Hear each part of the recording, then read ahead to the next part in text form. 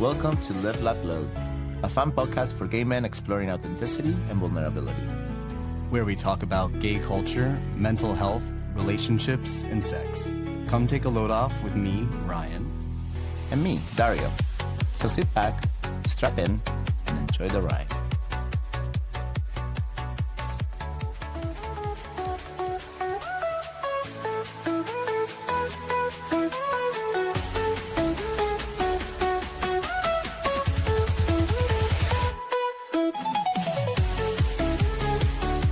Hi Ryan, happy Sunday.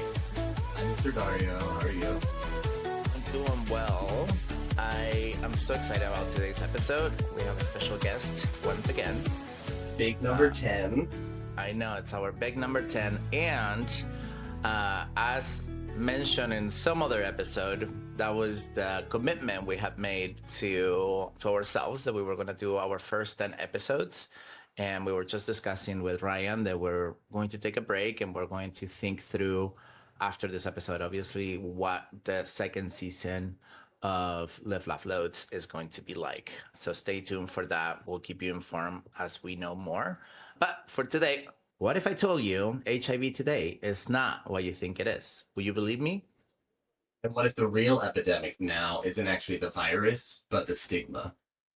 Today, we're talking about sex, resiliency, community, and what it really means to live fully while HIV positive.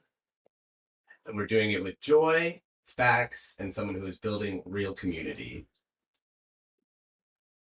Our guest today is Alex Garner, a writer, artist, community advocate who spent 25 years fighting for queer visibility and health equity. Born and raised in Southern California, Alex is proud Chicano, queer man who embraces fluidity and authenticity in everything he does. Alex works with an organization known as MPact Global, and whether he's writing, developing campaigns, or organizing, he likes to use storytelling to humanize queer experiences and spark up real conversations about sex, HIV, identity. Living openly with HIV for 30 years now, he draws on his own journey, including his time as a sex worker and performer, to challenge stigma and inspire others to live without shame. Welcome, Alex. How are you? Hi to you both. I'm well, thanks. Thanks for having me. I wanted to introduce you, and I also want to share a little bit about MPact. MPact is the only global organization dedicated to building community and defending human rights for gay, bisexual, and queer men, with work spanning 62 countries. But we'll let Alex tell you more about that in a second. So, Alex, we usually like to start with an icebreaker. Are you down to play with us? Yeah, of course. Okay. So the icebreaker for today is, if your life right now had a soundtrack, what song is playing? For today, I would choose Madonna's Erotica. Ooh, sexy. Classic. Yeah. Blast Why? from the Tell us past. more. You know, it's the weekend, it's a Sunday afternoon, time to sort of feel sexy and sort of explore what Sunday afternoon might have in store for me. Ooh, you're feeling saucy, I can tell. Sweet. We're going to have a gratitude moment, and this is for all of us to share. So, in the of honoring the missing generation of queer elders, we wanted to contemplate for all of us one queer elder or community member who paved the way. Do you have someone in mind, either of you? I have mine, yeah. I can start since Alex started with his little icebreaker. Sure.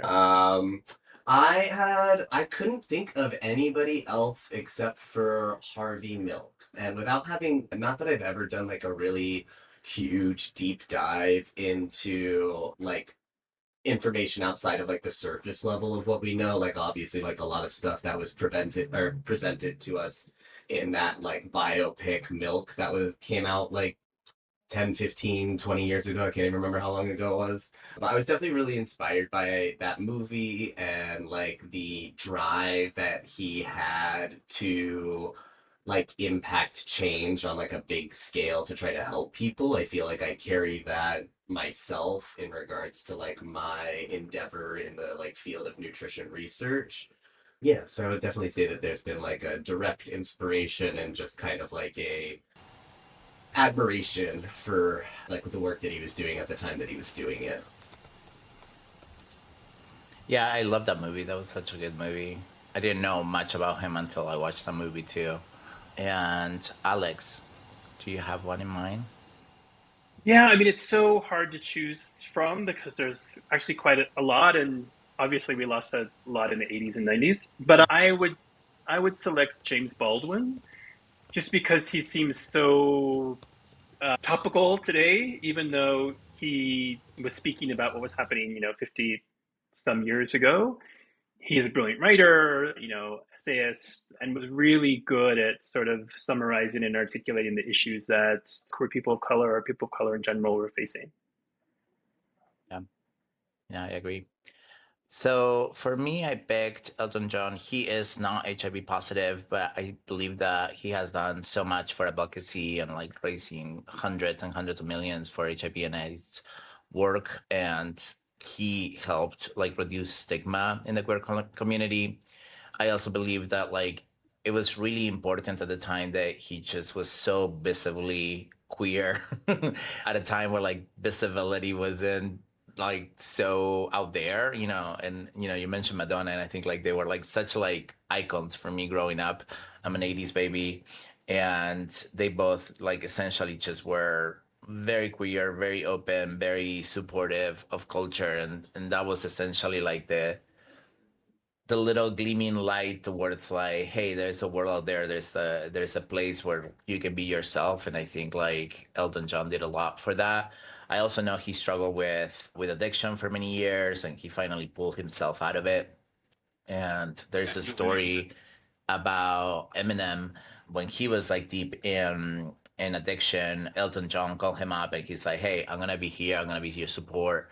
If you ever want to get clean, just hit me up." And he did, and he became like his reliability buddy through his journey. And so Eminem always talked about that too. And I thought that was just like a fantastic, expression of his character. So that's mine. I didn't know that about him and Eminem. That's so cool. Isn't it like you wouldn't expect it, like just like the, It's the personalities, Yeah, and that's like I think one more reason why I'm like sad that that's not more common knowledge, because I think that that's like such a great example of like two people from just like totally different, aside from like having fame, those are two people who have pretty much like nothing in common. Yeah. And to like extend that to that person and then like have Eminem like reciprocate it and like benefit from that's such a cool story. I'm so sad that He that's has done not it for more. other artists as well. Like I think George Michael also was supported by him in the process of getting clean, and it's such a struggle in general, addiction and queer communities and fame. So yeah, it's an interesting story. We need like a Uh, whole Elton John rehabilitation program or something. like we should check out his biography, yeah, and Yeah. find out a little bit more about it.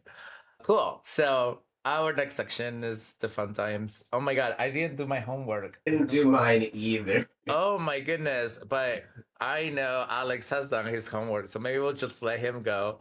So it's the third strap of the month. We keep this like very light and playful. Usually we like to highlight any influencer, star, anyone that just inspired you, and they're also kind of like hotties. So, Alex, do you want to tell us who you picked for this week and Sure, why? sure. I picked Markin Wolf. He's a Brazilian porn performer and OnlyFans content creator, adult Ooh. content creator. And we worked with him in the past. He's not only is he super sweet, but obviously he's very, very handsome. And The he moment also you said recently, Brazilian, I was like, this man is probably worth checking out. he really is quite stunning and takes wonderful pictures and performs quite well. But he's also a really sweet guy. Nice. I love that. I love to hear that. I can't wait to check it out. I don't even know where my phone is because I went to look him up as we were speaking. Ryan?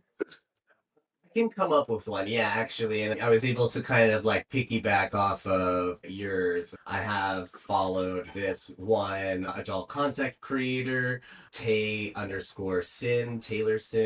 I've been noticing that he's been doing a lot of work, it seems like lately, for like kind of like advocating for that community on like a political level. I mean, like trying to help get better like protections for them and things like that. And I think that that's just like I think that that aligns a lot with like what we're talking about here today, because it also seems like a big part of that in his conversations that I see is kind of like demystifying a lot of the stigma around being an adult content creator. So I think that and he's also gorgeous. Cool. So I am going to highlight an account, and actually, since I am wearing their shirt, this account is called Yes Homo. And what I love about them is that they're not only just like post like really sexy things, but they're like they have a political alliances. And so they're consistently like in the right side of history when it comes to political discourse. And I just love the mixture of like gay, sex positive, and being a platform also to educate the masses about what's happening politically. So shout out to Yes Homo. And cool, I was able to make it work even though I didn't do my homework today. Yes, Homo, we're getting ready for our next season. We are looking for sponsors. Happy to But wear your gear on camera. good job, Ryan. Good job to promote. Cool. So I can't wait to hear about MPact. Alex, why don't you tell us a little bit about the work that you're doing? Sure, thank you. So, MPact is a global organization working to advance queer health and human rights. This year, we actually celebrate our 20th anniversary. We work in over 50 countries around the globe, different initiatives from advocacy to community building to some recent initiatives that are focused on building community for queer people living with HIV and health promotion and building community for adult content creators. Thanks. And it seems like you have had a community building event called Besoton Sidoso. Or is that the name of the event, or is that your nickname?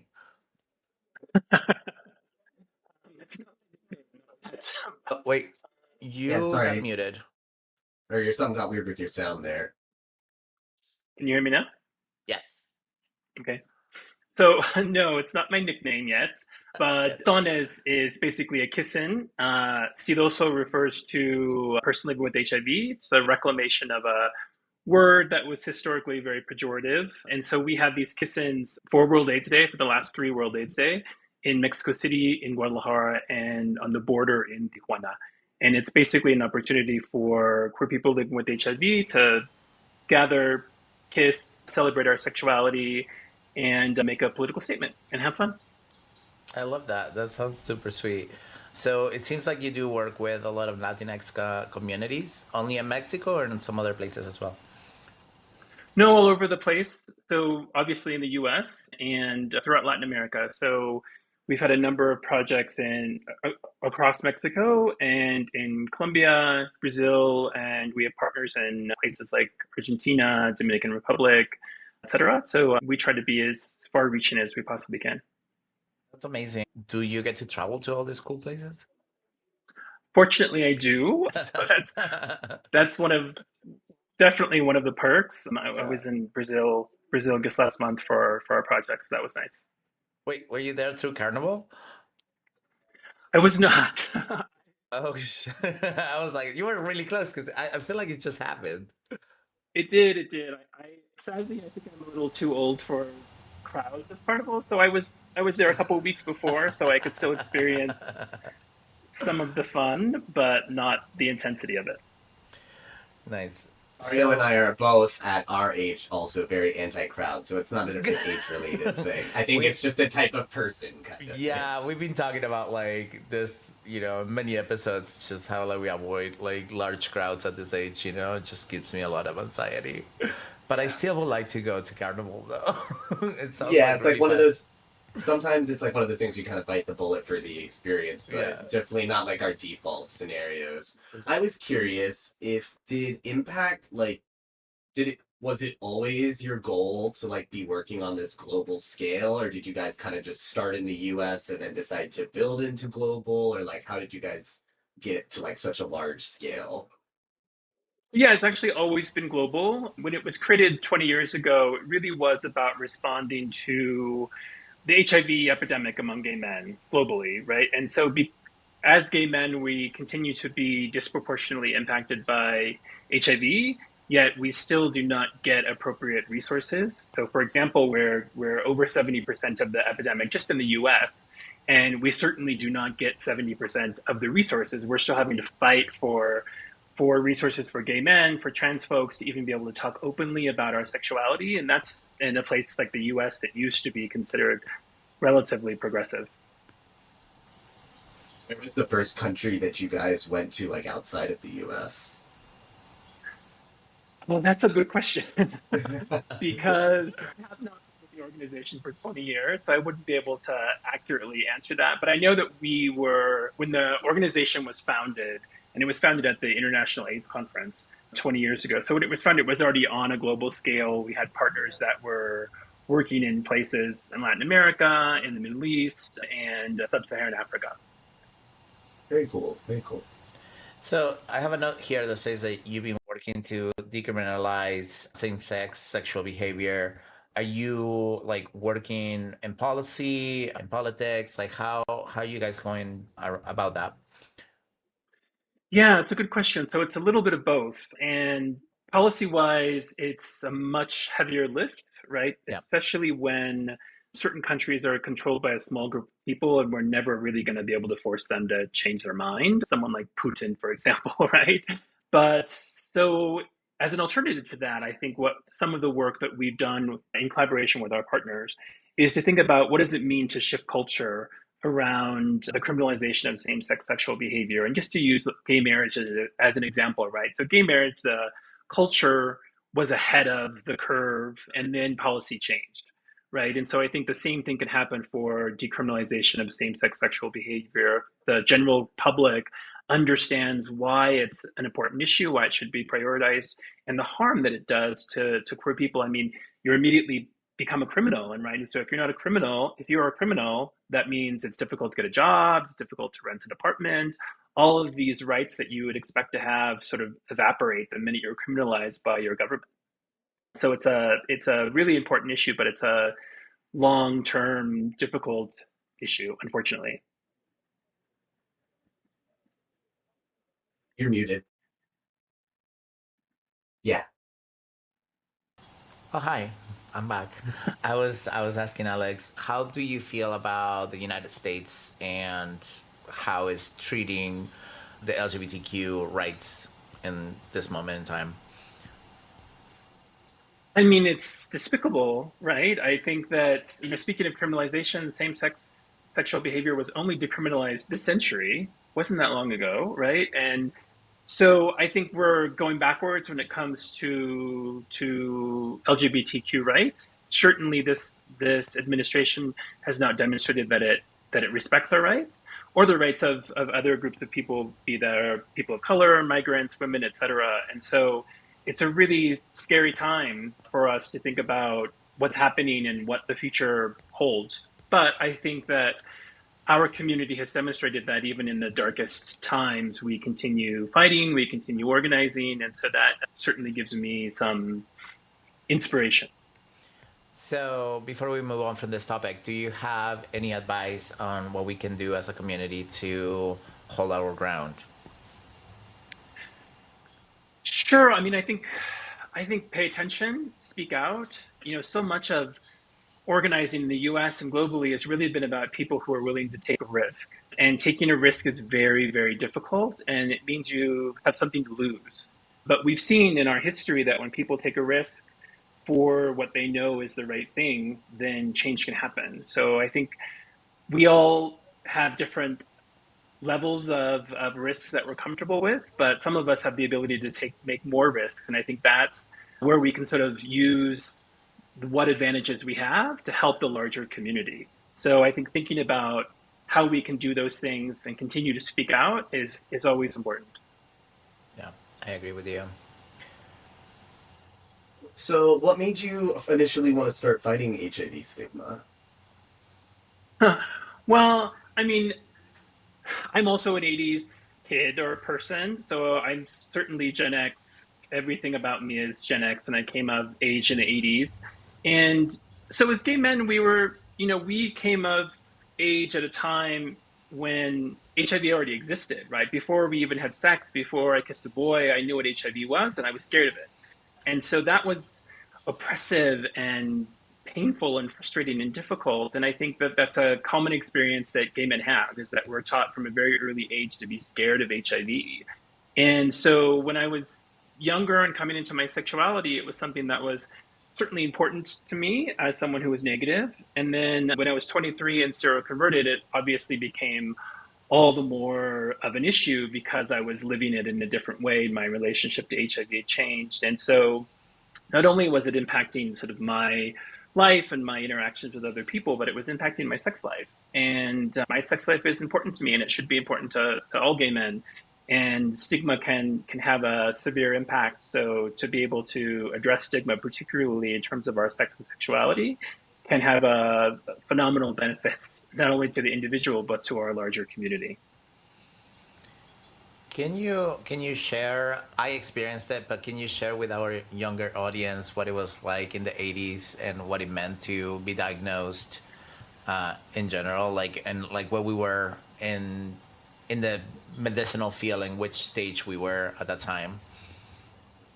Yeah, I mean, I like to describe our generation as sort of generation HIV. Right, we were the first ones who didn't know of a world where HIV didn't exist, and so it was always incidental to our sexuality. It was always incidental to our lives, and that fear was a really big part of it. Right, so Mm-hmm.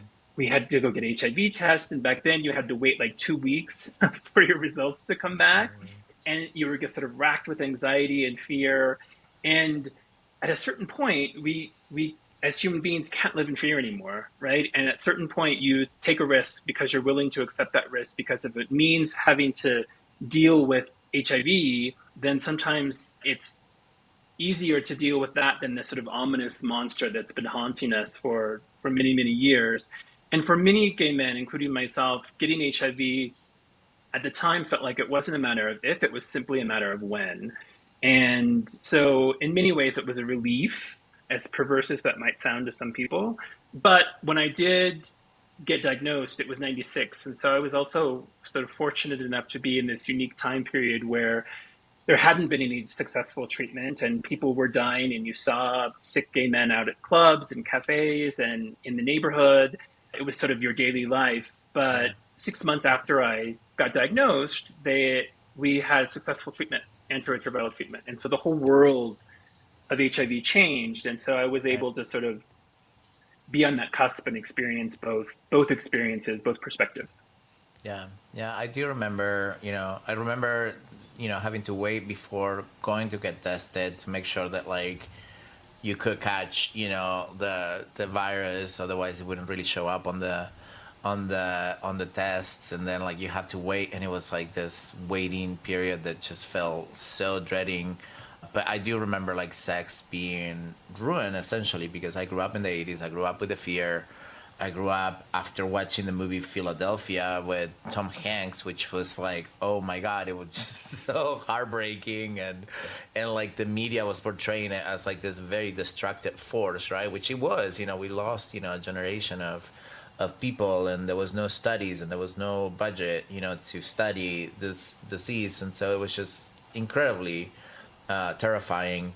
I don't know where I was going with this, but so yeah, and then like we saw also everything change, and I remember when prep came out like 10, 20 years later, right? That just how everything shifted. And I do believe like after being on prepped, like experiencing sex for first time, like feeling fully free. But that's kind of like it was always this deep fear.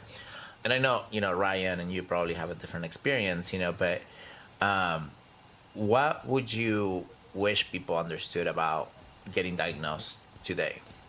I think there are two fundamentals, right? I think the reaction that almost every gay man has when they test positive is one, I'm going to die.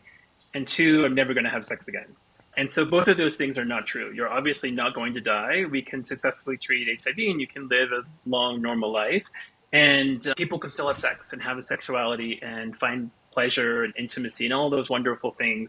So there's not the sense of, there doesn't need to be the sense of loss when someone gets an HIV diagnosis. It's something that we've had 30 years to figure out how to deal with it. And there's a great community to offer support along the way. And so hopefully that will help reassure some folks. Yeah.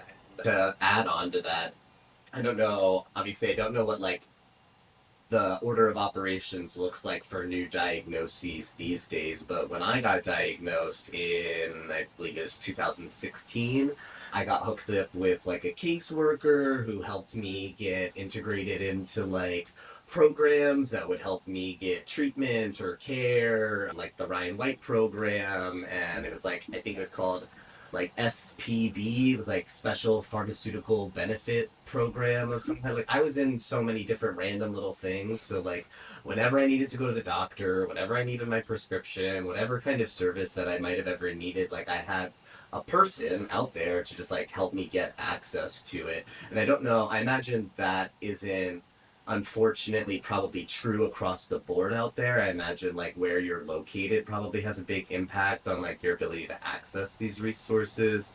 But just to like add on that, like getting a diagnosis too, there's also like so much, at least here in the United States where we get some privilege, there's a lot out there to help you with that diagnosis. Yeah, I mean, the scary thing is going back to the question about the US is those things are now under attack, right? We see it Yeah. happening in Florida. And one of the great successes of the early AIDS movement were things like the AIDS Drug Assistance Program, which meant people had guaranteed access to treatment. And many of the things that were fought for in the early AIDS activism were basically integrated into what we now call Obamacare, right? So this idea that we were able to accomplish these things and have a long-term impact, but now we're constantly having to fight, defend them, constantly having to make sure that they're not taken away. And so it's a moment and an opportunity for HIV activists, and hopefully we'll be able to respond as we have done before. Yeah, I'm pretty sure here in Northern California, Magnet, which is our gay clinic, has been defunded, like, and they lost about $1.5 million in funding for the cycle. So, I think it's terrible news. Especially like I have health insurance. I could go to any doctors, and I still choose to go uh, to this place, support them with donations. But I just love the level of awareness, knowledge, and care that they provide. That is so different sometimes than a private doctor with a private practice that don't fully understand the gay culture, the gay life, the gay sexuality, and how we go about life. And so, yeah, so anyhow, if you're in San Francisco and you want to donate to Magnet, please do so because they are going to need it. Ryan, do you have something to share? Well, just kind of like I think again, just like reiterating sort of what I was talking about is like I guess the to encompass it all would just kind of be like how much more medically manageable HIV is today than like I ever thought when I first got diagnosed. Because even though my diagnosis happened in like 2016, I still, exactly like Alex said, had those moments of like, oh my God, like what does this mean for my health? What does this mean for my future? And at that time, when I was young, I used to have this like ideology about like having lots and lots of kids, which not related to getting diagnosed. They do not feel that way anymore. But like I had all of these like terrifying thoughts about like how that would impact that. And then obviously we've touched on it before. There was the whole like movement of the undetectable equals untransmittable. But I think that Alex brought up a really good point when we were kind of talking about this, about how like achieving that undetectable viral load is a privilege that we have been able to get access to in the past relatively easily, but now is at risk here in the US. And to me, it is so like I have this like idealist brain about certain things, and like for me I have this like it's hard for my brain to like get over the hoop of like we have treatments in place that we could like distribute through the world and like literally squash HIV and like out of existence, and we're not doing that. Like that's so wild to me. And that's exactly the point, right? So when it comes to the science of HIV, we've solved it. We know how to successfully treat it, and we know how to successfully prevent it with medication. The problem is investment. Who's investing in the communities? And if the communities that are most impacted by HIV are considered the most undesirable, gay men, trans folks, poor people of color, etc., then no one's going to invest in them. And we certainly see that's what's happening now around the globe. And just, I think to your point about undetectable, achieving an undetectable viral load is fantastic, but it's not because someone was more responsible or they were smarter or they were a good person. It was because they simply had access to healthcare. And so I think part of the way to think for us, I think globally, to think about undetectable is that it simply means you had access to medication. It doesn't mean you're a bad person if you have a detectable viral load or you're irresponsible in some way, because we don't want that stigma associated with HIV to simply be transferred to one group but retained in the other. We want to be able to dismantle it for everyone. Agreed. So we touched a little bit about this, just talking about the 80s and the 90s and what it was like at the time. I wanted to touch on the fear culture, and there was two topics that came out from our chats. The first one was the back chasers, and you actually shared some information that I wasn't aware of. So just for context, back in my youth, I do remember seeing a lot of posts about guys that were purposely wanting to connect with HIV positive people so that they could get HIV and then somehow be subversive to the fear and just get ahead of it and just be like, okay, if I finally get this virus, then I just won't fear it anymore, because again, like, the fear at the time was so high, that it just was ruining all of our sexual experiences. But you shared something that was really interesting, and I wanted to take this opportunity to like really demystify it for the whole of the community. Would you like to share? Sure. So bug chasing is something that popped up in the 90s in terms of this phrase to describe this activity that you just described. And it was quite prolific in terms of, particularly around the start of the internet and websites and chat rooms where people were talking about bug chasing.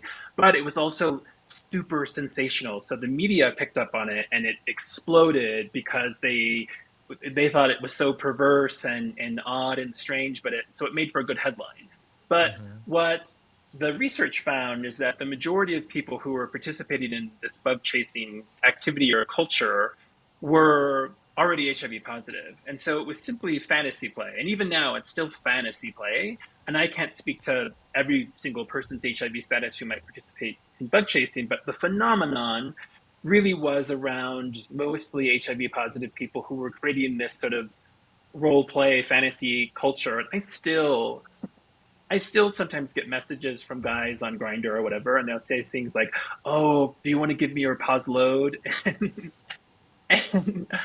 I think it's great that they are able to sort of articulate that that's what they're looking for, but for me, it's such a turn off, not because it's bad or it's wrong, but because it doesn't do anything for me sexually. And so that's something that a role play that I'm not into, but I totally understand all different types of role play that people get into, and that's great. But in the context of bug chasing, it was something that became so sensational from a media standpoint. And I think that was the challenge that we faced, and demystifying it just sort of puts it in the category that it should be in, which is basically fantasy role play.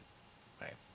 And so that's fascinating. I was just saying, there's like a kink for everything these days, every people with their own flavors. So, but then you also mentioned that there was another phenomenon, bareback sex, that was also exploding in the 90s. And even though like now that's a regular Tuesday, back then it was still a very subversive thing to engage on. So do you want to share a little bit about your perspective? Yeah, sure, of course. I mean, I was sort of lived through the bareback phenomenon and when the term came out, and there was an article in Pause magazine. Stephen Gendon, I believe, was the person who sort of coined the phrase. And then later on, Tony Valenzuela on the cover of Pause magazine riding a horse without a saddle, it was obviously made for great imagery. Darío, you're having a moment. Those two. I never connected that. You learn something new, even at my age. It's great. Yeah, and so barebacking, it became two different things for two different groups of people. And I think for positive guys, it became this moment where we could explore and talk about our sexuality, and there was bareback websites, and there was bareback porn and Treasure Island Media, and all of these sorts of things that were created that visibilized the sexuality of queer people living with HIV. And I think in particular in those moments, what I still find almost sort of poignant is that they were making porn, bareback porn, and back then, it was forbidden. All the main producers of porn wouldn't allow condomless porn, so you had people making porn who physically looked like they were HIV positive in the 90s, and to be able to see them in porn having sex without condoms, there was something subversive but also radical Yeah. about that and affirming about that. And so bareback really was a movement around the sexuality of queer people living with HIV back then. Now, as you said, it's an average Tuesday. It's just something that it's the way that we've been always been having sex, and will continue to have sex. But it certainly represents a particular time and a particular movement, and frankly, just pleasure and having good sex. It's basically what it's boiled down to today. Yeah, it's crazy with the porn industry, particularly because I remember back when I was young, if you wanted to see sex, you have to go back to like the 70s, right? And like look at all of this like Old. super old porn with the big bushes, and it was just this whole aesthetic, right? The bodies weren't even like the same type of aesthetic that we actually, fantasize about these days. And so it was very fascinating. And then I do remember Treasure Island and some other like more indie studios started doing that. And now I feel like even like the bigger studios have either a subsection of their porn that is specifically bareback, and then continue to do condom sex, separately, probably not selling as well. I'm thinking Falcon and some of the ones that were like eventually they all started migrating towards condomless sex, which is what we're all seeing nowadays. So that has been like definitely an interesting trend to observe over the years. I think that how the stigma of like getting HIV has kind of remained the same despite like the development. That's how I interpret the no, is how the stigma hasn't really changed, but even though we have all of these treatments in place that have really changed the game. Just curious, Alex, on like if you have any insights as to like why we're living in a world where there are so many more treatment options now and people can live long, healthy, mostly unaffected lives. Like there is that potential depending on your access, but like we still have this like huge stigma about it. Like it still kind of really feels like even I'm very outspoken. Not that I'm very outspoken. I just don't hide my status at all. But there is even within me still this kind of like little part of me that sort of like cringes up and tenses when like you reveal that information because you don't really know how people are going to respond to it. Yeah, it is. 45 years in June, it'll be 45 years of HIV. And to think how far we've come with the medication, but also to think how quickly they were able to find a vaccine for COVID. But it's been 45 years, we still don't have a cure or a vaccine. And I think this is all tied together, right? Because at the root of the stigma around HIV, it's sex. And in particular, it's the idea that gay men are having sex with each other, right? And so we cannot disentangle that from HIV stigma. And, as we talked about, over 60 countries still criminalize same-sex sexual behavior. There's still, movements around framing gay sex as bad and irresponsible and perverted and sinful from very powerful forces, institutions, governments, religion. And so it's really difficult to get rid of stigma the same way it's difficult to get rid of homophobia, racism, misogyny, et cetera. Because it's so structural. And but I think what's so fascinating about that is that gay men continue to have sex. Everything in the world can be put against us to try and stop us, whether it's criminalization, violence, fear, disease, loss of job, loss of income. We will still find a way to have sex with each other. And I think that's one of the most fascinating things about our community, about in terms of our resilience, right? It's like we manage to still be able to go fuck even though the world is collapsing around us. And that speaks to the fact that it's so important. It's so valuable to be able to connect with someone, to find pleasure with someone or multiple people. And that's so important to us, and it always has been, that we will I sort of use the Jurassic Park line, which is we will always find a way, right? Gay men always find a way. So sex and stigma cannot be disconnected. And I think the stigma around HIV has been so pervasive because even as gay men, some of us still struggle with the guilt and shame associated with our sex. And so you see the stigma within the gay community around HIV, and it always sort of boils down to this idea that you're a whore or you're having too much sex. And no one's ever defined for me what too much sex is. It's entirely subjective, and I don't want anyone to ever be able to say it's too much. But so much of it is rooted in this idea that you're a whore and you're having too much sex, and God forbid you enjoy it. And so it's a heavy lift. We've certainly come farther than we have in the past. And this is precisely why MPact, we want to host something like a Besaton, a kiss-in, because we want to be able to publicly, affirmatively declare our sexuality as queer people living with HIV. We can't fuck in public. If we could, then it would be less of a kiss-in and more of a fucking. But certainly it allows us to make that point one day in certain maybe on a nude beach somewhere in privacy. It's happening all over the world. I mean, it's already happening. It's just we're protesting all over.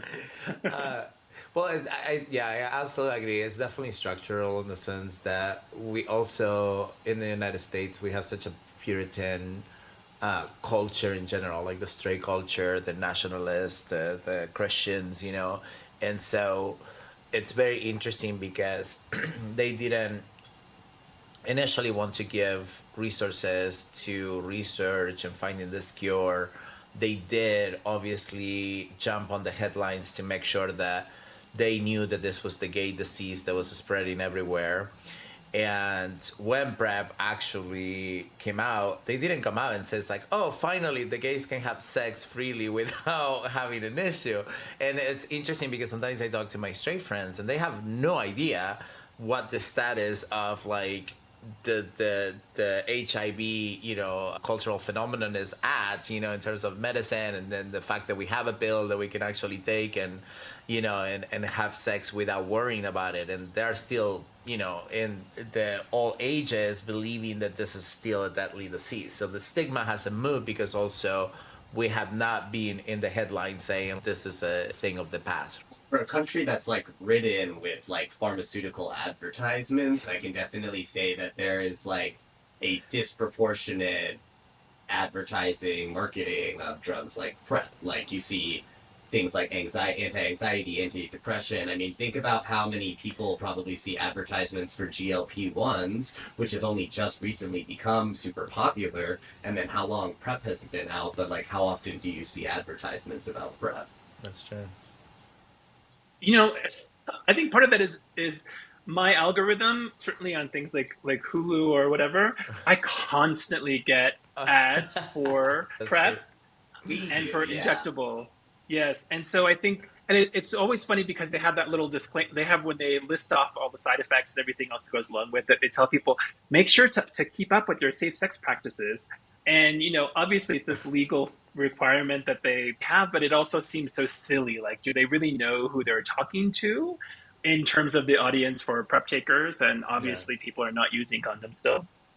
Well, yeah, I even remember the discourse around when PrEP was coming out. It's like that there was guilt around taking PrEP because it's like, oh, you're taking PrEP, so you're a fucking whore. You know, you're gonna fuck around and like not use protection. You should use protection. And even to that time, like through those times, like the amount of shame that is always placed on gay sexuality and gay people, you know. So it's I can't wait for shame to just be done.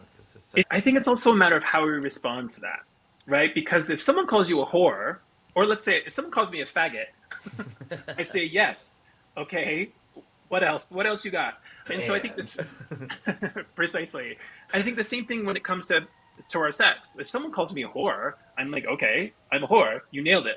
But our response can't be, oh wait, let me explain it to you. Let me explain how I'm not a whore, because that doesn't really solve the issue that we're trying to address. But if we embrace it and say, sure, I'm a whore. Okay, what else? Then we completely diffuse any sort of perceived power they have around stigma associated with gay sex. I even felt like within the community there was kind of like a stigma when PrEP first came out about like getting on it.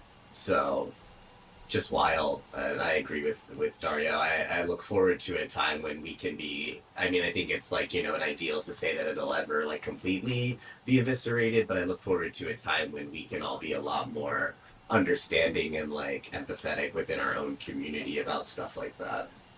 yeah, and I think it's also our own work, right? Like one of the things that I deal in therapy all the time is just my own sense of shame, right? And so to get to the point where Alex can state so freely, yes, I'm a whore, yes, I'm a faggot, like I think like you have to embody your own confidence, you have to embody your own sense of self and not be shame, because shame can be an external force, but can also be something that is, internalized early on that we haven't really healed from. And so I think like therapy and personal healing, I think also will take us to a place that it's more compassionate towards others and what they're also experiencing.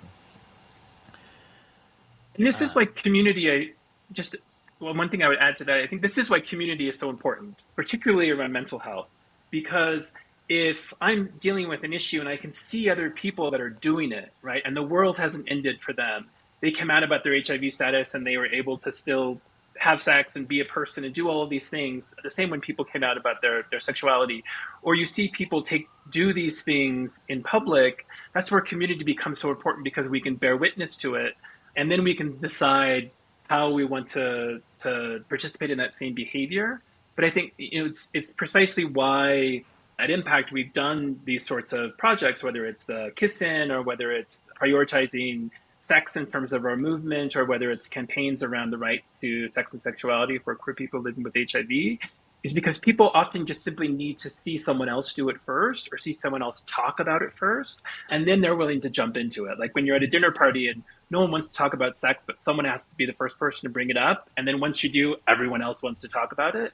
And so I think from a mental health standpoint, so often we simply just want to be able to see our community doing those things, so it makes us a little more liberated to do it ourselves. Yeah, yeah, 100%. So before we move on, I just wanted to reemphasize it's amazing, even though my people shame you from using it. There is about 99% efficacy in preventing HIV.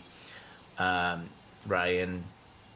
Yeah, and yeah, just to wrap it up, I mean, obviously we've been talking about like the privilege of accessibility to resources, but just to kind of like circle back to what we do have what we can hopefully get accessible to everybody is this efficacy of PrEP and the ability to knock out this virus. Since 2012, when PrEP was first released, there have been fewer than 20 cases of anyone having contracted HIV while on PrEP, and from what I understand, most of those were instances where the medication was not being taken correctly or consistently. So just for anybody out there who's not super well informed on the topic, like there are great options out there and you should not feel any type of way about taking advantage of them. Yeah, 100%. So, talking about sex and desire and satisfaction, Alex, how do you foster meaningful and satisfying sex while living with HIV? It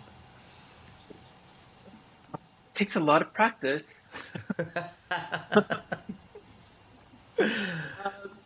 Joke about it's true. I think sometimes you just have to just do it, right? Sometimes you're like, oh, I might be weird about, I might feel weird about this, or it might feel uncomfortable, and you just gotta do it, and you do it, and you're in the middle of it, and you're like, oh my god, I'm so happy I'm doing this right now. What was I worried about?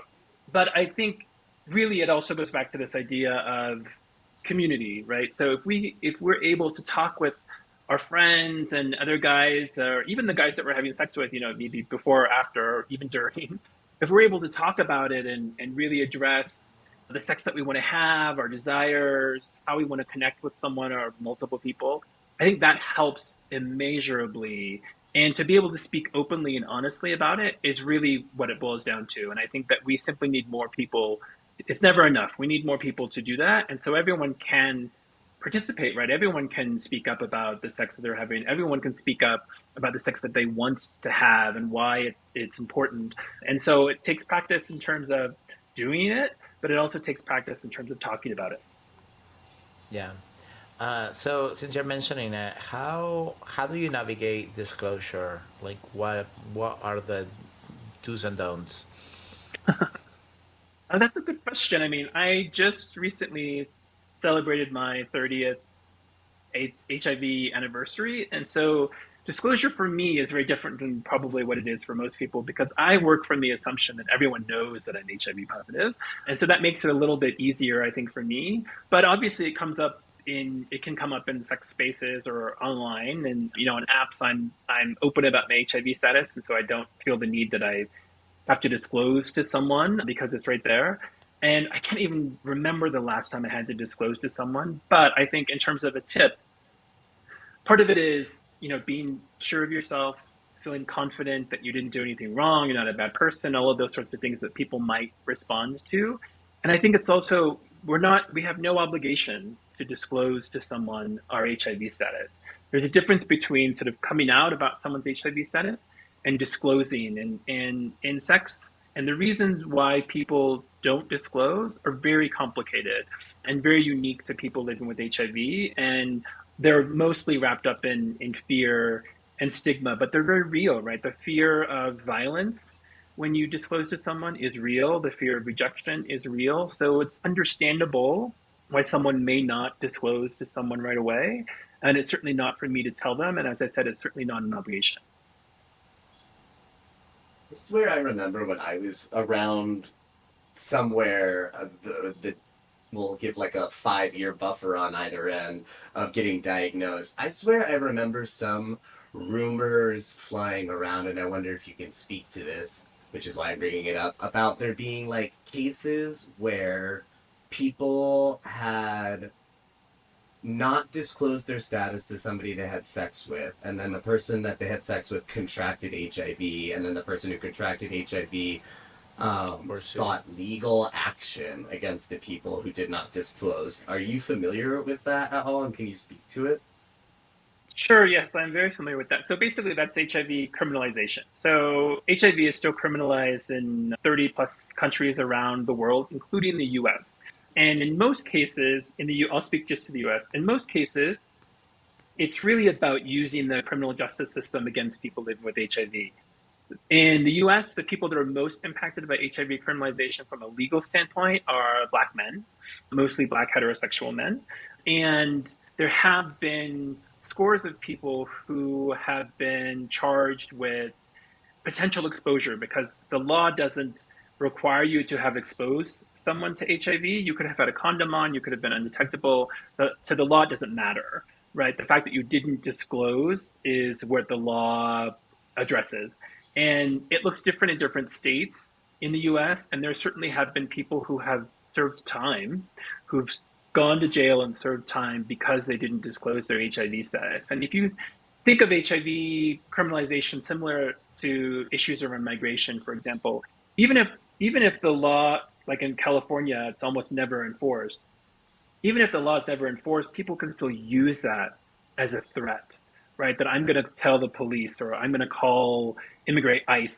It's the same dynamic that exists where we're using the criminal justice system as a weapon and a threat to people. And obviously that makes the notion of disclosure all the more difficult. And it doesn't do anything. HIV criminalization does not do anything to help the HIV status, to help the HIV epidemic, to prevent HIV.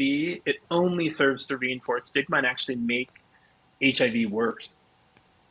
Yeah, I imagine all the time and effort that went into like creating that kind of legislation, and that could have been time that was used to actually help prevent the spread and eradicate the disease. Like, what a fucking waste of time and energy. That's so upsetting to hear.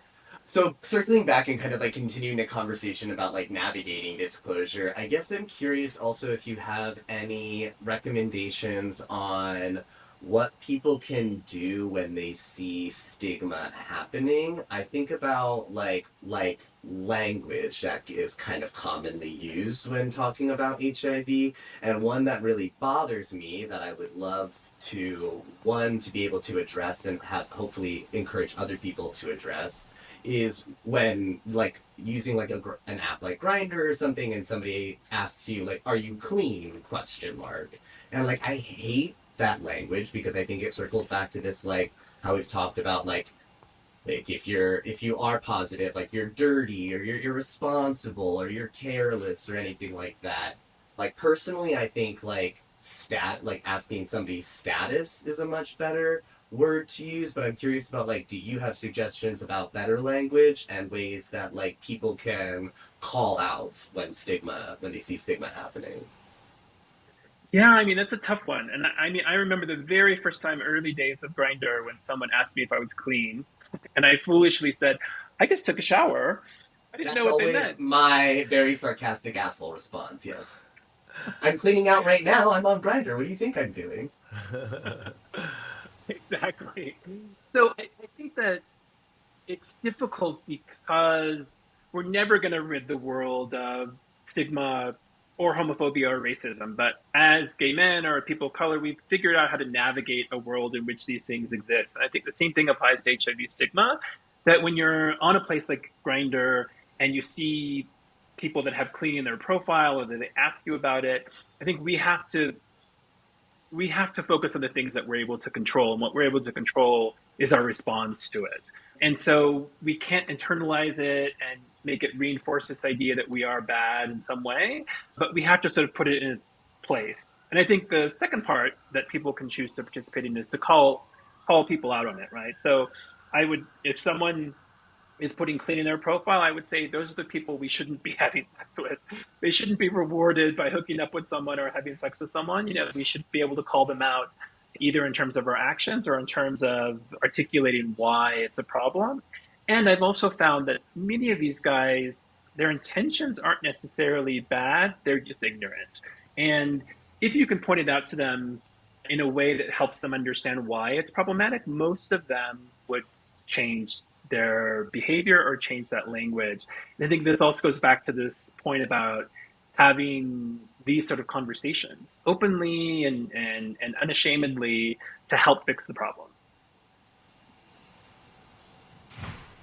Yeah, I agree with you. I also believe that gay men have a hard time with morals sometimes. And so this idea that they're not going to have sex with someone because they're like not morally in the right track sometimes is very blurry. And I have seen my friends being like, oh, I'll sleep with that person, he's a Zionist, but it doesn't matter. Or like, I'll sleep with this other person, he's MAGA but he's straight, and I'm like, what are we doing? Can we just get it together and like really, live up our morals, because I think that sometimes we falter. But I also believe like what you're saying in terms of education. I have done it myself where I have reacted negatively, and I think for allies, for people that are HIV negative, like it is our responsibility to correct that type of language when we are online, And so I have like very clearly been like, that's a ridiculous question and that's very offensive. Like you shouldn't ask it that way. And so, yeah, I think it's part of all of us, to help with this. So let's wrap up this like segment by just asking you like, as a wish or as a vision or as a realized goal, what does healthy sexuality looks like for someone living with HIV, Alex, from your perspective? For those of us living with HIV, I think a healthy sexuality is really about knowing what we want, knowing how to explore, knowing how to tell people or ask people for what we want. And so that takes internal reflection. It takes this process where we have to think about not only what we want, but to be reinforced with the idea that we're worth it, right? That our sex has value, that our sex has meaning, and that that's okay.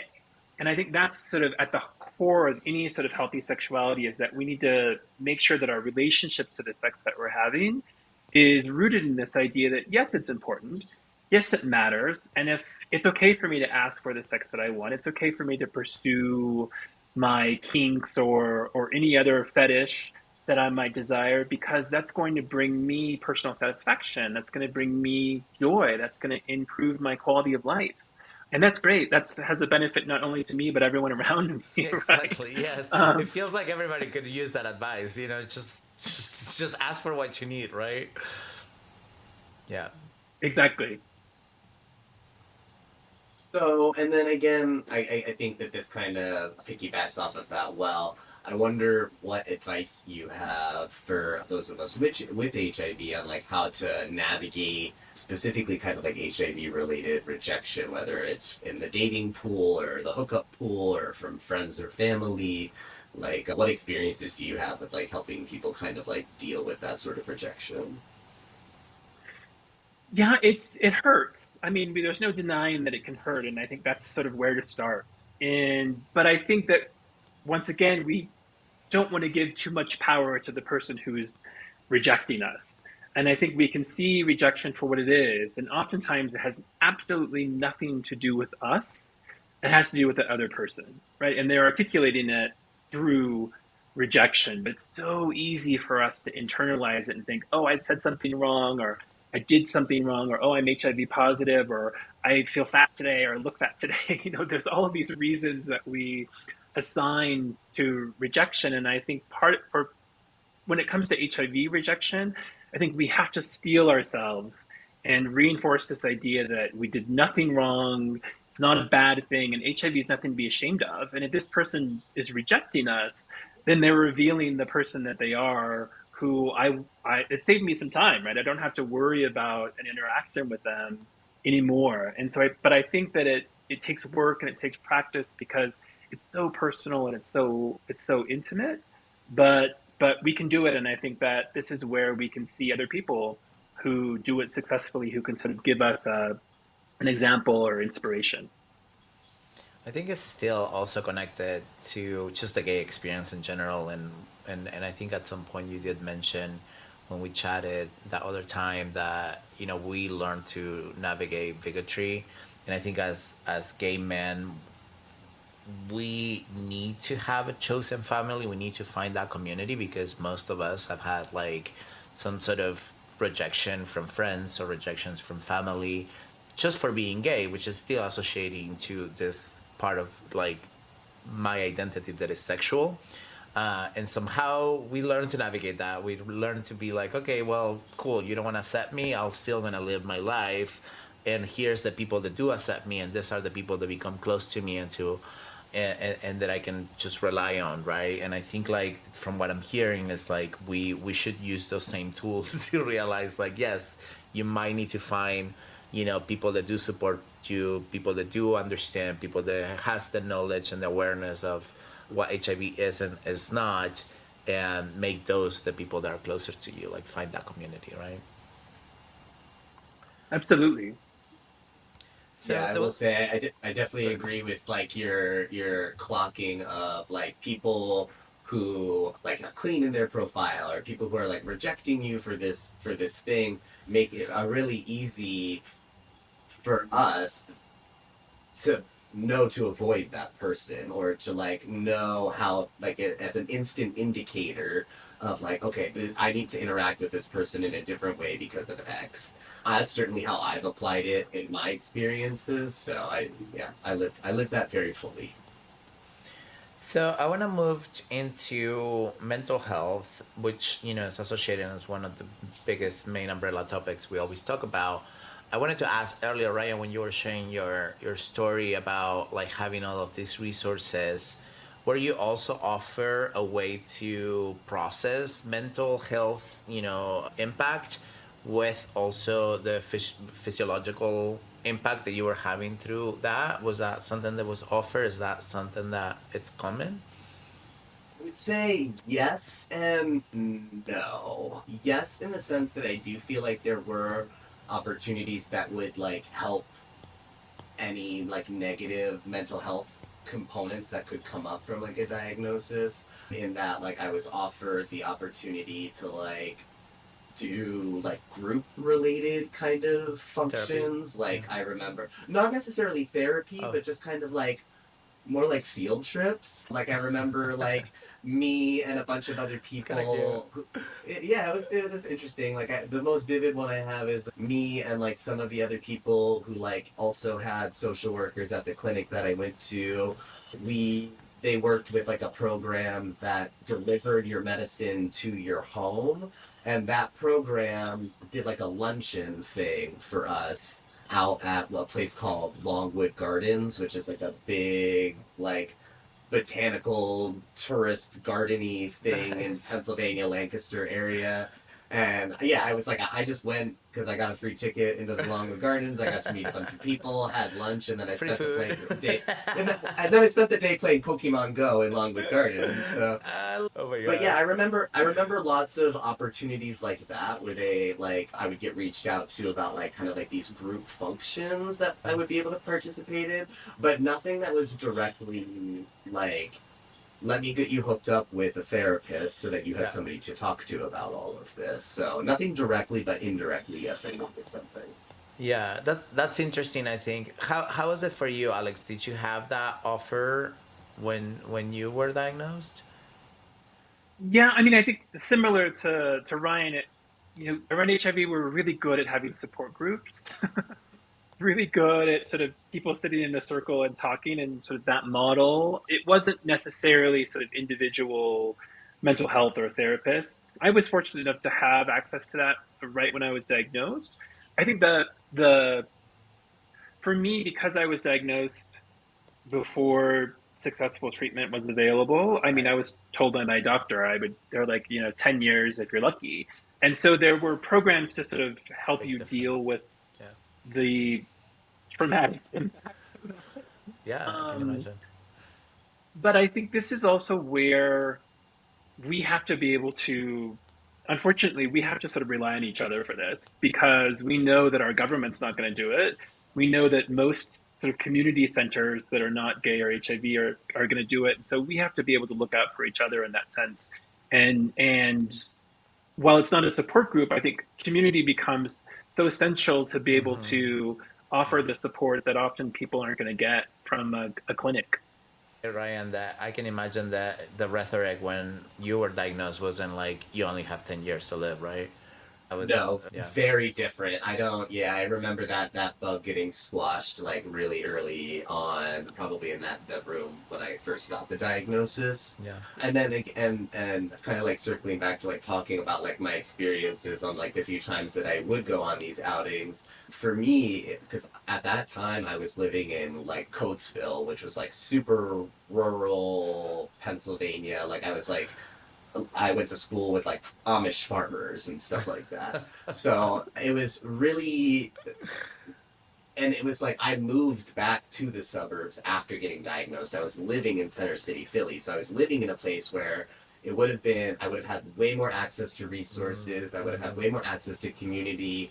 So for me, it was really powerful to like have to have gone back to this really suburban area where I was a lot more isolated, and to like go out to these functions and like see all different kinds of people with HIV. Like I think that I was the only like young gay man there. Like everybody else, like there was like older people. I think I was the youngest person there, just in general. Like most of the other people there were like much older than me, like all different ethnicities. So it was. I think I am very lucky, and I've talked about this in earlier episodes. Like I've just had I was really lucky in to have like a not very like negatively stigmatized experience upon first getting diagnosed, and I certainly very much recognize that. I also got to participate in a panel. I think it was within the first year of getting diagnosed.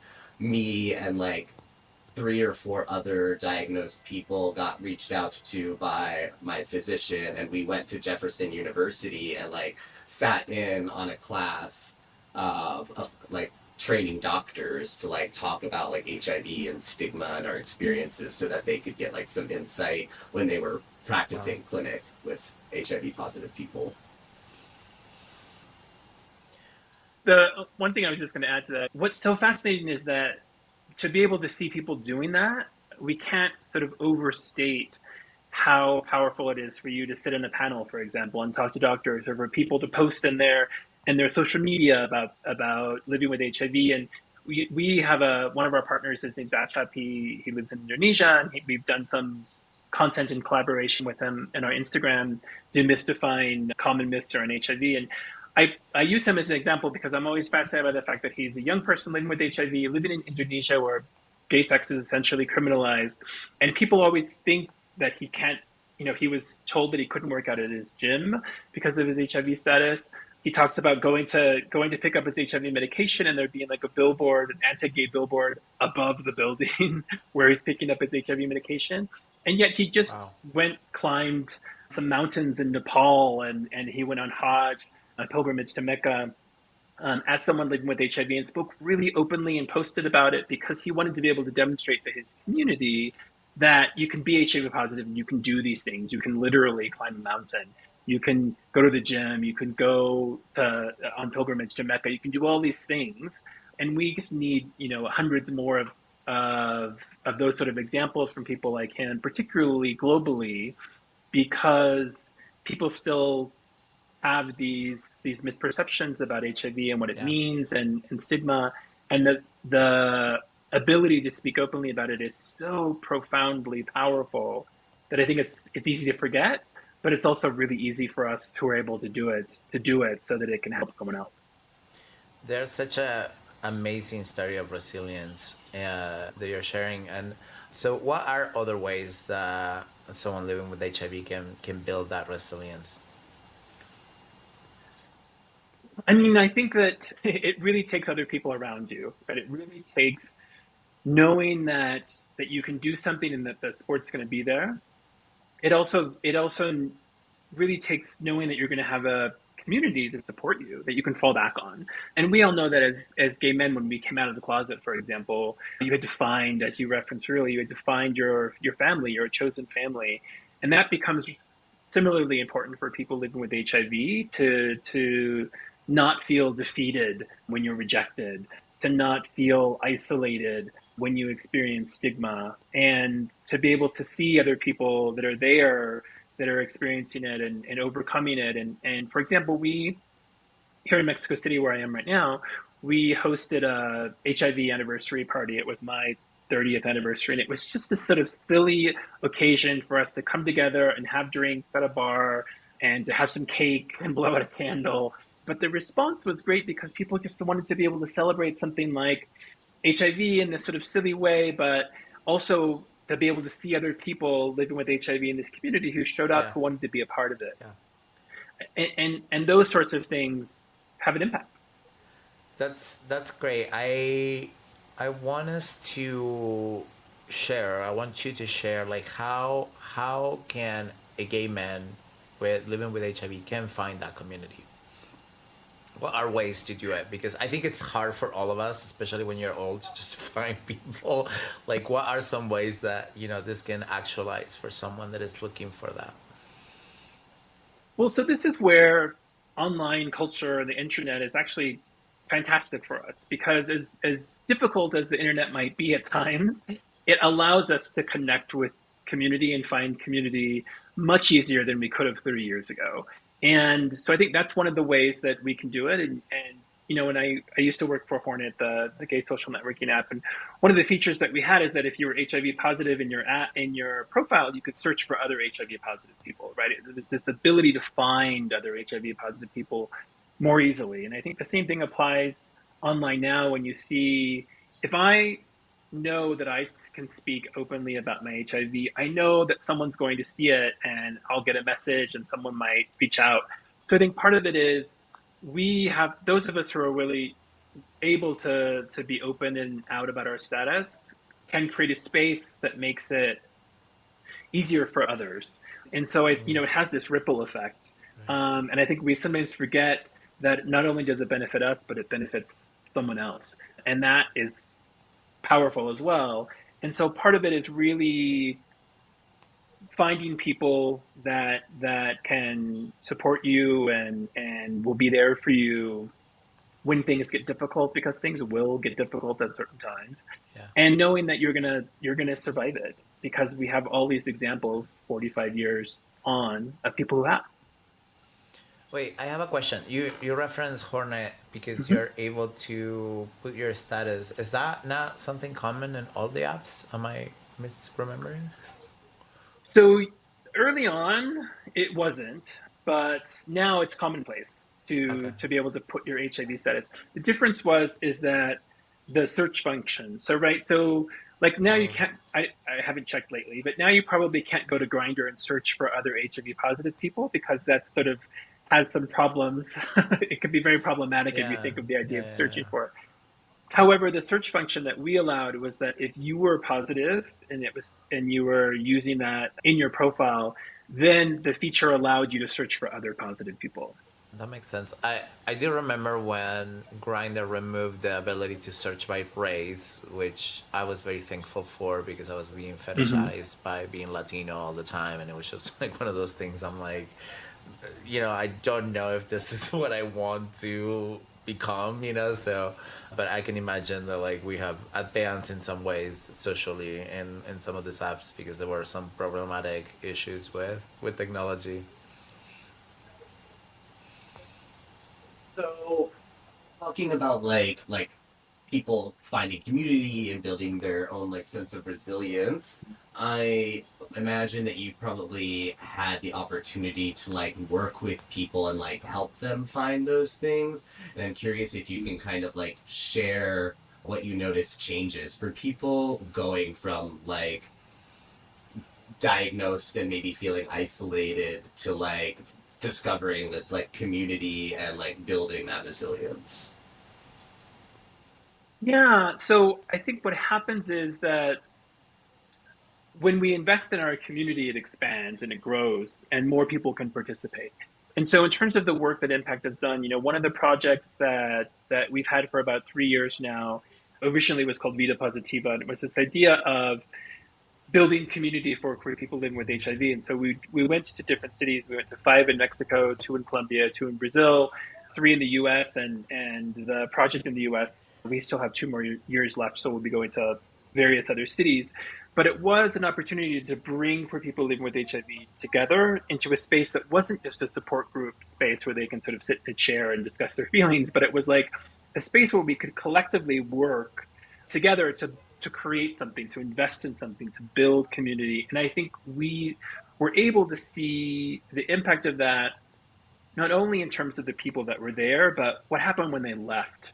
And I think that's the part that we often overlook, is that once you sort of ignite something in someone, right? This idea of feeling empowered, this idea of feeling like you can speak out, then they're able to go and take it out into their networks and to the general public, and we see the impact. And I remember when we first did this meeting in Mexico City, what was so incredible was to be able to see guys that left the meeting, the convening. We gave out these T-shirts that said "Sidoso" on it, and these guys that went back to much more conservative cities in Mexico City, and were wearing these T-shirts in their gay pride parades. They were speaking to local media and elected officials in these T-shirts, representing the community. And so, it's this sort of long game that we should be invested in when it comes to resiliency and community and fighting stigma. And for us, that's been fundamental to the work that we do, because community takes constant investment and constant cultivation. And it also means creating space for people to be leaders in those communities and to speak out and to speak of their own experience. And I think that's something that we've been very happy that we've been able to create the space and let someone else lead. Like, it's not about us taking control and pushing it out. It's really about how do we create opportunities so that people can lead, people can participate, people can feel invested in. I love that. I love all the work that you're doing. So thank you, Alex, for sharing with us. I'm really impressed. I'm so happy that you are one of those leaders in the community, and that you are able to share this with our audience. We're gonna move on to a different, just a little bit lighter and fun and short little segment called Rapid Fire. We're going to be asking you like random questions about you. We want to learn a little bit more about you. Ryan, we'll do one on one. Yeah. Yeah, sounds good. Okay. If you want to expand on any of your answers, you can, but you also don't have to. Okay, so starting off really simple, what's your go-to comfort meal? Pizza. That's a good one. Do you think is the most prevalent stigma myth? HIV, presumably, I would say that you can have sex once you're HIV positive, Yeah. and I can attest that that's not true. I think that our audience is clear by now if they listen to the whole episode. What's your most bingeable show? Well, as someone from the '80s, I would say the Golden Girls. Oh yeah, that's solid. Love that. Best advice to someone newly diagnosed. Don't be ashamed. You did nothing wrong. You're gonna live. You're gonna have a sexuality, and there's a community out there for you. Love that. What is the scariest red flag? In regards to like dating. Being late. Ooh. We agree. What is your favorite green flag about a person? Being a whore. And I mean that sincerely because, people always try to create this, well, maybe I'm not having that much sex or I'm not sexually experienced. I don't want someone who's a virgin. I want someone who's a veteran. I want someone who's really experienced and knows what they're doing. 100%. Yeah, I have a rule to never sleep with a virgin. Never. I don't want to be anybody's first. One word to describe your mission. Community. I love that. Yes. Yeah, great for us. We love that. And then to piggyback right off of that, what does community mean to you in one sentence? Empowerment. I think we forget how powerful community is. We've all lived it. We've all experienced the power of it, and it's good to remind ourselves. I love that. Yeah. All right. So our final thoughts here before we share a little bit more about your organizations and how people can support you. Alex, like what does living positively mean to you now? I think it's being unafraid and shameless, right? That's certainly how I've lived my 50 plus years, and liberation. Absolutely. Wow, that's powerful. You feel you embody that? I feel like I try to. I also feel like I'm very lucky that I've been able to live 30 years with HIV, but also I just don't give a shit about whether people think about me. It took some while to get there, but I just don't give a shit. I think that that's important. Like you did the work, you explore that, you now become a leader on the topic, and I think like what's amazing to see is that you embody it, that you can get there, And so I think that if anything, I want our listeners to know that is possible. And I have one final question. I think I know what your answer is going to be though to it, just based off of some of the rapid fire responses. But if there is one belief about HIV that you could get our listeners to unlearn, what would it be? That's a very good question. I think that I would go back to sex again, right? That's always a good place to go. And I think that for every listener to know that people living with HIV can have a pleasurable and fulfilling sex life. Tell you from personal experiences. Ryan, any final thoughts? Just that this has been really wonderful. I think that like even I as like a positive person have not been really aware of like have been trapped in like the bubble of the United States and like forgetting about like what it is like for people living with HIV elsewhere in the world.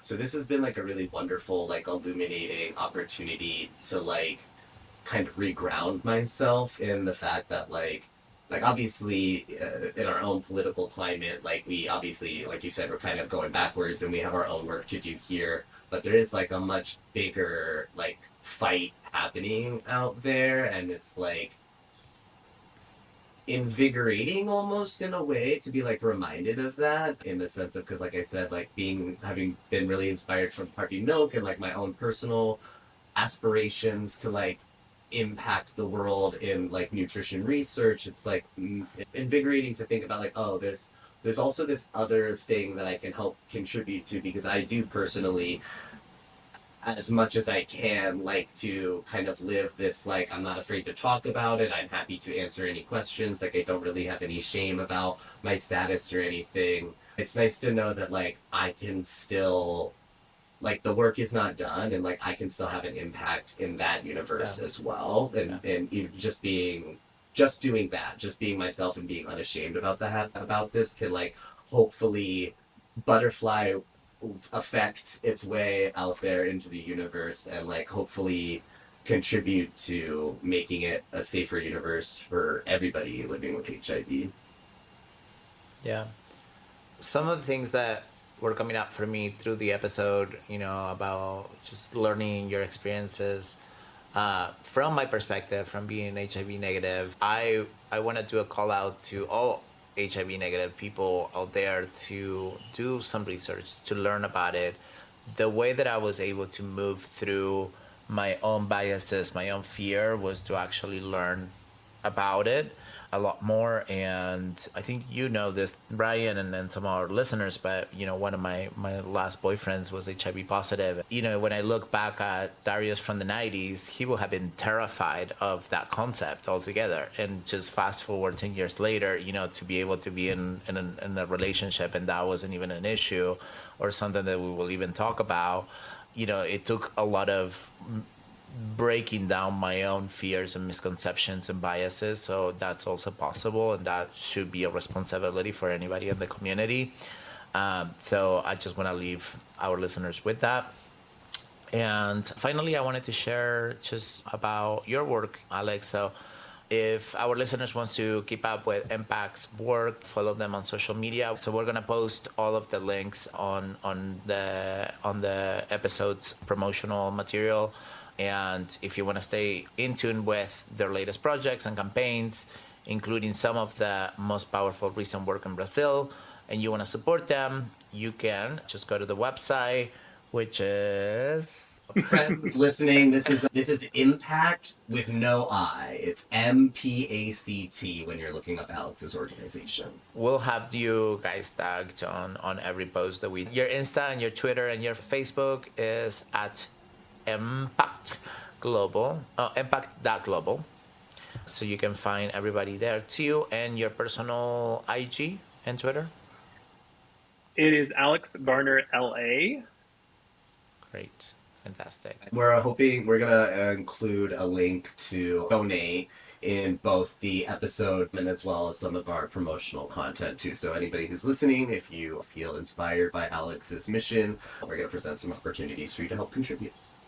And then finally, I wanted to highlight a couple of resources. Hey Mister is HEYMISTR.com for PrEP online. So if you're in a place where it's not San Francisco, it's not LA, and you want access to HIV testing, treatment, PrEP, please check them out. They're amazing. If you're local to San Francisco, I mentioned this earlier, please do support Magnet, because we are losing a huge resource in our community. Anything else you want to say to our listeners before we end the episode, Alex?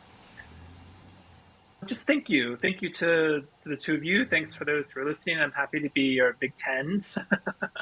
And I hope that people find this conversation interesting or invigorating in some way. I hope so too. I'm so honored that you spent some time with us chatting and educating us and sharing your perspective and your story. I think it's been lovely. Yeah, agreed. see you guys on season 2. Yeah. Wow. You can listen to our podcast on Spotify, Apple Podcasts, and YouTube. You guys can check us out on Instagram at livelaughloads.podcast, on Blue Sky at livelaughloadscast, or look us up at livelaughloads.com.